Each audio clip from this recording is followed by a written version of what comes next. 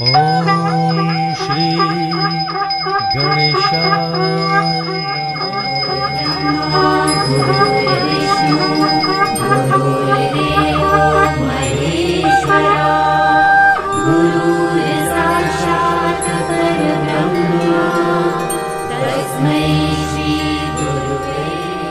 ब्रह्मा मुरारि त्रिपुरान्तकारी भानुः शशि भूमिसुतो बुधश्च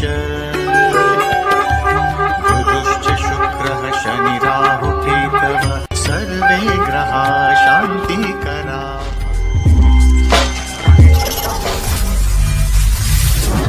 श्री गणेशाय नमः। नमस्कार दर्शकबिनहरू, स्वदेश विदेश र संसारको कुनामा छरिएर बस्नुभएका सम्पूर्ण बुबाआमा, दाजुभाइ, दिदीबहिनी, इष्टमित्र, छरछिमेकी, मलाई चिन्ने नचिन्ने जति पनि हुनुहुन्छ, म हार्दिक स्वागत गर्न चाहन्छु। विक्रम सम्वत 2080 साल असार महिनाको 28 गते बिहीबारको दिन रहेको छ र कामिका एकादशी व्रतको दिन रहेको छ। भोलिको दिनमा तपाईले आफ्नो पति पत्नीमा, घर परिवारमा, छोराछोरी, सन्तानका लागि, बिजनेस एवं व्यापारका लागि, आर्थिक समस्याका लागि, रोग ऋण शत्रु विवादित मुद्दा मामिला विषयका लागि र वैदेशिक यात्राको लागि, विभिन्न पितृहरूका लागि या आफ्नो घरमा कुनै समस्याका लागि, वास्तु निवारणका लागि होस्, जीवनका प्रत्येक हरेक समस्याका समाधानका लागि आफूभित्र यदि विश्वास राखेर तपाईले पूर्ण रूपमा कामिका एकादशीको व्रत गरी संकल्प गर्नुहुन्छ र भगवान विष्णुलाई तपाईले हातमा केरा लिएर यदि संकल्प गर्नुहुन्छ भने तपाईका जस्तासुकै परिस्थितिहरूको समस्याको पनि समाधान हुनेछ, बिछोड भएका व्यक्तिको मिलन हुनेछ, पति पत्नी बीचमा प्रेमताको भाव बढेर जानेछ र म तपाईहरूलाई 2080 साल यही असार महिनाको 28 गते पर्न गइरहेका कामिका एकादशीको व्रत कथा र केही यसको बारेमा सुनाउने छु र तपाईलाई भिडियोको अन्तसम्म बनिरहनु होला। भोलि के गर्ने कामिका एकादशीका दिनमा, के गर्दा राम्रो छ, के नगर्दा राम्रो छ, गर्नै पर्ने विधि विधान के छन्, यस विषयमा म तपाईलाई को बारेमा विशेष रूपमा चर्चा गर्नेछु। दर्शक महानुभावहरू, तपाईले भिडियोलाई फेरि पनि शेयर, लाइक, कमेन्ट गरिदिनु होला।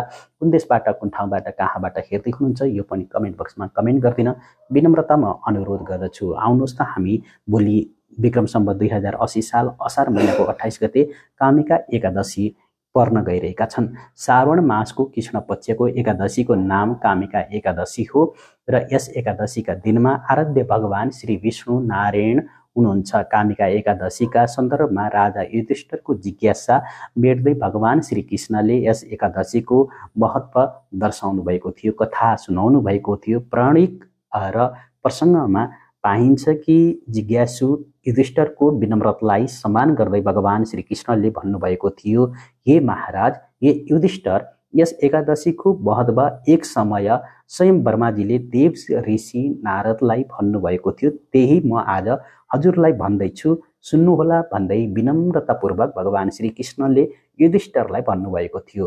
र दर्शक महानुभावहरू, यो कथा सुन्नाले मात्र, यसको व्रत गर्नाले मात्र, श्रवण गर्नाले मात्र, सुनाउनाले मात्र, सुन्नाले मात्र पनि तपाईका घरमा सुख शान्ति समृद्धिको वृद्धि हुनेछ। तपाईमा यति हो कि भक्ति भाव हुनुपर्छ, तपाईमा निस्वार्थ भक्ति हुनुपर्छ, तपाईभित्र कुनै चञ्चलता, लोभ, लाभहरू हुनु हुँदैन, तपाईको लागि प्रत्यक्ष विश्वास हुनुपर्दछ र यो व्रतको पालना गर्नुभयो भने तपाईको भाग्य चम्किन्छ, बन्द ताला खोलिनेछ।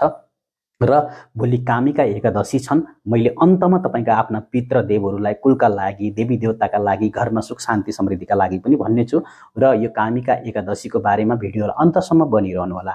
एकादशी जुन कामिका एकादशी छ, प्रसङ्ग व्रतभरिमा सर्वश्रेष्ठ व्रतहरू भनेका एकादशीका व्रत हुन् र अब यसको बारेमा केही कथाहरू सुन्नुहोस्।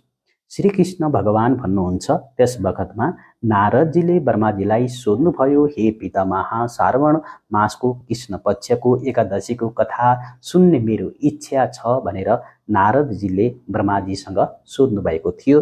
त्यसको नाम के हो, कसरी गर्ने, कहाँ गर्ने, के हुन्छ, यसको कथा श्रवण गरेर यसको विधि के कस्तो रहेको छ, त्यसको महत्व के रहेको छ हो कृपापूर्वक मलाई सुनाउनुहोस्, मलाई भन्नुहोस् भनेर नारदजीले ब्रह्माजीसँग जिज्ञासा राखेर ब्रह्माजीलाई भन्नुहुन्छ, हे नारद, यस लोकको कल्याणका लागि तिमीले अति राम्रो प्रश्न गर्यौ। बहुत ही राम्रो प्रश्न गरे। म निकै प्रसन्न त छु र प्रसन्न त छु। तिमीलाई म यो कथा या सुनाउँछु। श्रावण महिनाको कृष्ण पक्षको एकादशीको नाम नै कामिका एकादशी हो। एकादशीको नाम मात्र सुन्नाले पनि व्यक्तिलाई वाजपेयी यज्ञको फल प्राप्ति हुन्छ, महायज्ञको फल प्राप्ति हुन्छ। जो व्यक्तिले यज्ञ गर्न सक्दैन, दान गर्न सक्दैन, पुण्य गर्न सक्दैन, जीवनमा धर्म गर्न सक्दैन, देवलाई मठ मन्दिर जान सक्दैन भने त्यस व्यक्तिले यस दिनको कामिका एकादशीको व्रत बसेर कुनै पनि पिपलको रुखमा गएर दियो बाल्छ या वृद्ध व्यक्तिहरूलाई भोजन गराउँछ भनेदेखि, मन्दिरमा गएर भगवान विष्णुलाई केराको फलहरू चढाउँछ भने, व्रतको पालन गर्छ भने उसले वाजपेयी यज्ञको फल प्राप्ति गर्ने गर्छ, उसका पापहरू नष्ट हुने गर्छन् भनेर भनिएको छ। यस दिन शङ्ख चक्र गदा धारण गर्नुभएका श्री हरि विष्णुको पूजा हुन्छ। उहाँलाई श्रीधर, हरि विष्णु, माधव र मधुसूदन आदि नामले पनि हामीले पुकार्न सकिन्छ।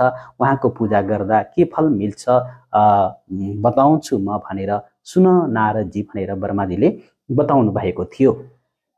हे नारद, जुन फलसँग गङ्गा, कौशी, नैमिषारण्य पुष्पक कारण स्नान गर्दा प्राप्त हुन्छ त्यो फल यस एकादशीमा भगवान विष्णुको पूजनले मिल्दछ।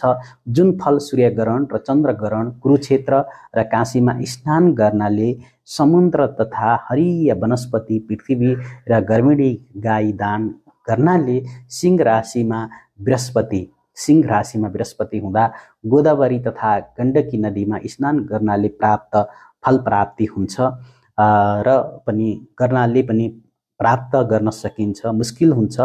त्यो फल एकादशी जुन कामिका एकादशी हुन्, एकादशीमा भगवान श्री हरिको पूजन गर्नाले मात्र प्राप्ति हुन्छ भनेर शास्त्रमा साक्षात् वर्णन गरिएको छ। र जो मनुष्य श्रावण मासमा भगवान विष्णुको पूजा गर्दछन् उनीहरूबाट देवता, गन्धर्व, सूर्य आदि नवग्रहहरू, नागहरू समेत पूजित हुने गर्दछन् भनेर शास्त्रमा वर्णन गरिएको छ। यसकारणले हामीले किन नगर्ने?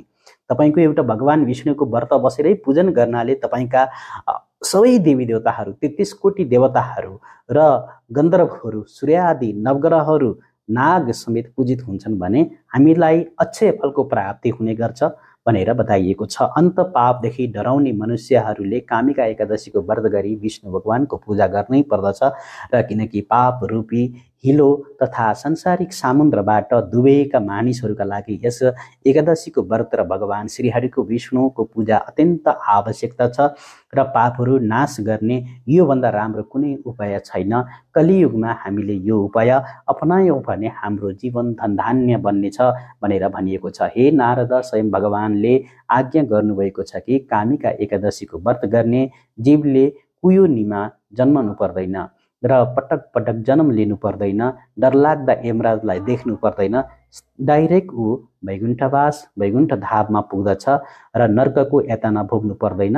तसर्थ आध्यात्मिक चिन्तनमा लागिरहने मानिसभन्दा पनि एकादशीको व्रत गर्नेलाई विशेष पुण्य फल प्राप्ति हुने गर्दछ भनिएको छ। यसबाहेक एकादशीका तिथिमा जसले भक्तिपूर्वक भगवान श्रीहरिलाई तुलसी दल अर्पण गर्दछ उनीहरू यस संसारका समस्त पापहरूबाट मुक्ति हुन्छन् भनिएको छ। र किनकि भगवान विष्णुका लागि तुलसी सम्मान प्रिय कुनै रत्न र कुनै मोती पनि अथवा आभूषण पनि छैनन् भनिएको छ। दर्शक महानुभावहरू, यो दिन तुलसी, मन्जिरी तथा पत्रहरूले भगवान विष्णुको पूजा गर्ने विधान रहेको छ। त्यसपूर्व भगवानको प्रिय मत तुलसीलाई तलको विशेष रूपमा हामीले विभिन्न मन्त्रद्वारा पूजन गर्नाले पनि हाम्रो जीवनमा सम्पूर्ण सुख, शान्ति, समृद्धि प्राप्त हुन्छ। जसको दर्शन गर्न समस्त पापहरू नष्ट हुन्छन्, जसलाई छुनाले शरीर पवित्र हुन्छ, जसलाई ढोग्नाले सम्पूर्ण रोग नाश हुन्छ, जल शिरमा सञ्चित गर्नाले यमराज पनि डराउने गर्दछन्, जसको पत्र शिरमा धारण गर्ने भगवान श्रीकृष्णको सन्निह प्राप्त हुन्छ, उसलाई भगवानका चरणमा अर्पण गर्दा मुक्ति दिलाउँछिन्। यस्ती तुलसी मातालाई म नमस्कार गर्छु, कोटि कोटि नमस्कार छ भनेर नमस्कार गर्नुहोला। भोलिको यस दिनमा सम्पूर्ण दर्शक महानुभावहरूले चार दिशामा तुलसीको चार दिशामा दियो बाल्न नबिर्सनु होला। यति गर्नुभयो भने र तुलसीलाई पनि पूजन गर्नु विष्णुको साथसाथ तुलसी माताको पनि पूजन गरिदिनु भयो भने चार दिशामा दियो बाल्नुहोस्, मुख्य ढोकामा दियो बाल्नुहोस्, घरको मूल ढोकामा दियो बाल्नुहोस्, मन्दिरमा दियो बाल्नुहोस्। यसरी तपाईभित्र भक्ति भाव भयो भने जीवन सफल हुन्छ र तपाईँले गरेको कार्य र कर्महरू पनि सफल हुन्छ। दर्शक महानुभावहरू, विक्रम सम्वत 2080 साल असार महिनाको 28 गते बिहिबारको यस दिनमा निकै दुर्लभ योग बनेको छ। तपाईको घरमा अमृतको वर्षा, धनको वर्षा हुनेछ र यस कारणले गर्दाखेरि जो व्यक्तिले भोलिको दिनमा यस कामकी एकादशीको दिनमा तुलसीको फेदमा जल चढाई पूजा गर्नाले मनुष्य जानी नजानी गरेका सबै पापहरूबाट नष्ट हुन्छन् र उसलाई भौतिक मार्ग र सत्मार्ग मिल्नेछन्। तुलसी दलले पूजन गर्दा भगवान अत्यन्त प्रसन्न भएर तपाईको घरमा धन धान्यको वृद्धि गर्नुहुनेछ। कुल पितृहरू प्रसन्न हुनेछन्, नराम्रो चिजहरू हटेर जानेछ। सुन तथा 4 भारी चाँदी दान गरेको भन्दा बढी फल प्राप्त हुनेछ। एक पत्र तुलसीले भगवानजीलाई विष्णुलाई पूजन गर्नाले मात्र नारदजी, हे नारदजी, यस्ती भगवानकी अति प्रिय तुलसीलाई रोपेर विधिपूर्वक पूजा गर्नाले पनि यस्ता व्यक्ति यमराजबाट टाढा रहन्छन् भने भगवान श्रीहरिका सन्निधिमा बस्ने अवसर समेत प्राप्त हुने गर्दछ भनेर भनिएको छ। कामिका एकादशीको दिनमा रात्रिभरि जागरण बसेर दीपदान विशेष महत्त्व बताइएको छ। यस दिन जसले आरोह तेलको तेल अथवा घिउको बत्ती भगवानका छेउमा बाल्दछ उसको लागि अक्षय फलको प्राप्ति, पुण्यको लेखाजोखा गर्ने स्वयं चित्रगुप्तलाई पनि मुस्किल हुन्छ भनिएको छ र बताइएको छ। यस दिन भगवानको सन्निधिमा दीपदान गर्नाले स्वर्गमा रहेका उसका सम्पूर्ण पितृहरूले अमृत पान गर्ने अवसर प्राप्त हुन्छ र कुल पितृहरूले आशीर्वाद दिने गर्छन्। तपाईको जीवन सफल बन्छ भने ओम स्वयं मरण पश्चात करोडौं दीपहरू सम्मान सूर्य नारायणका सनै त्यहाँ पुगेर आनन्दपूर्वक बस्ने अवसर पाउँछन् भनी शास्त्रमा समेत फलश्रुति बताइएको छ। दर्शकबिनहरू, एकादशीका व्रतमा निहार उपवासलाई उत्तम मानिएको छ, तर जल, फल, फूल, तिल अनि दूध, दही, मोही, पानी, घिउ आदि खाएर पनि व्रत बस्न उपवास गर्न सकिन्छ। यस विचार तपाईँ गर्न सक्नुहुन्छ। एकादशीको व्रतमा अन्न खाने हो भने हुँदैन भनिन्छ। सबै पापहरू एकादशीका दिनमा अन्न खाएर बसेका हुन्छन् र व्रत बस्दा मुख्य रूपले शारीरिक अवस्था विचार गर्नुपर्छ र यसर्थ तपाईको बेलुकाको हवन्य लगायत शैत्य भोजन एकादशीको दिनमा निषेध गरिएको छ। परिपालनकै रूपमा लिने गरिन्छ र एकादशीको व्रत भगवानको उत्सव भएकाले यसलाई नित्य कर्मका रूपमा पालना गर्नुपर्दछ र एकादशीको व्रत पालना नगर्दा भगवानको उत्सवप्रति व्यवस्थापन एवं शास्त्रहरूकै अवज्ञा हुने र विधिपूर्वक व्रत बस्दा विभिन्न फलहरू प्राप्ति हुने शास्त्र वचन रहेका छन् र यसर्थ हामीले श्रीहरिको शयनदेखि जागरणसम्मका एकादशीसम्म भगवानको विशेष पूजा गर्नाले सम्पूर्ण पापहरू नष्ट भई भगवानको आशीर्वाद एवं कृपा हामीलाई प्राप्त हुने विश्वास गरिन्छ। निष्कर्म भावले व्रत बसी विधिपूर्वक पारण गर्नाले भगवान हरिकेश प्रसन्न हुनुहुन्छ। व्रतीका समस्त मनोकामनाहरू पूर्ण हुन्छन्। भविष्य पुराण अनुसार जसले भगवान नारायणको स्मरण गर्दै चतुर्मास व्रत गर्दछ त्यस मनुष्य देहान्त भएपछि पनि सूर्य जस्तै चम्किलो भएर विमानमा सवार भई महाप्रलय नहुँदासम्म विष्णु लोकमा आनन्दपूर्वक निवास गर्दछ भन्ने साक्षात रहेको छ र सबै एकादशीमा भगवान विष्णुको पूजा आराधना गरिन्छ। तर भगवान शयन अवस्थामा नरहनु हुने समयमा विशेष विधिले पूजा गर्ने चलन छ। यसरी पूजा गर्दा भगवानको प्रतिमालाई पञ्चमित तथा शङ्खजनले स्नान गराएर विशेष आसनी गराई त्यसपछि चन्दनको लेप लगाई सुशिष्ट उपचारले पूजा गरेर हातमा शङ्ख, चक्र, गदा, पद्म एवं शरीर पीताम्बर आभूषण सुशोभित गरिन्छ। दिनमा भगवानको विशेष पूजा गरी रात्रिमा भोजन, कीर्तन एवं कथा श्रवण गर्दै जागरण बस्नुपर्छ। बिहानी पख पारण तथा ब्रह्माण्डलाई दान र दक्षिणा भोजन गराई आफूले पनि भोजन गर्नुपर्छ। यसमा तपाईले यी विधिहरू अपनाउनु भयो भने जीवन सफल, सुखद, शान्तिमय बनेर जानेछ।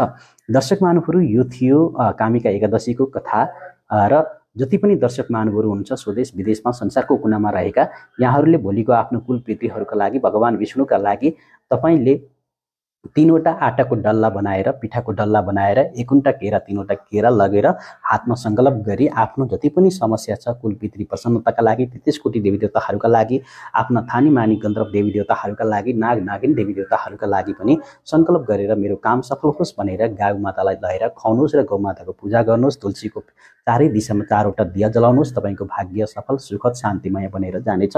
नमस्कार दर्शकबिनहरू, भगवती दुर्गा माताले सबैको कल्याण गरून्। तपाईको दिन शुभ र मङ्गलमय रहोस्। राधे राधे। ओम नमः शिवाय।